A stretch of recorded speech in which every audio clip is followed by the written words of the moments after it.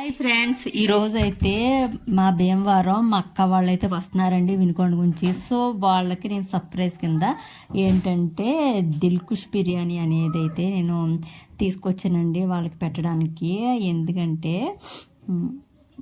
మా అక్క వాళ్ళు చాలా రోజుల తర్వాత అయితే వస్తున్నారండి. సో వాళ్ళకైతే దిల్కుష్ బిర్యానీ అంటే చాలా ఇష్టం అండి వాళ్ళ పిల్లలకి. సో అందుకే వాళ్ళ కోసం అయితే తెప్పించానండి.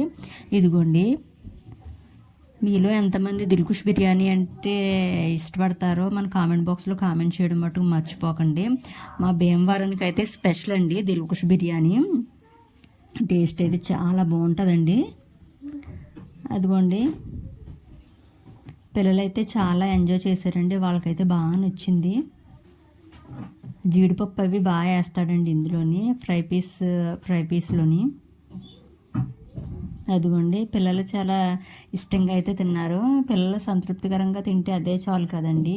ఇదిగోండి, ఇప్పుడు నేనైతే టేస్ట్ చేస్తున్నానండి. నేను చాలాసార్లు తిన్నానండి.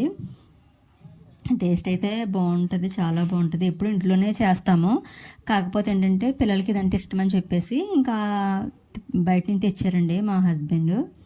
అబ్బా, టేస్ట్ అయితే మటుకు చాలా బాగుందండి. మీలో ఎంతమంది భీమవరం వచ్చి ఈ దిల్కుష్ బిర్యానీ టేస్ట్ చేశారో మన కామెంట్ బాక్స్లో కామెంట్ చేయండి. అలాగే మీలో ఎంతమంది ఇప్పుడు సంక్రాంతికి వస్తున్నారో చెప్పడం మటుకు మర్చిపోండి. అలాగే వీడియోకి అయితే లైక్ చేయండి, కామెంట్ చేయండి.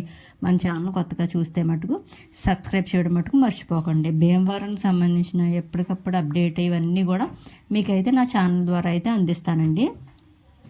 తప్పకుండా నా ఛానల్ సబ్స్క్రైబ్ చేసుకోవడం మటుకు మర్చిపోకండి. ఓకేనా ఫ్రెండ్స్?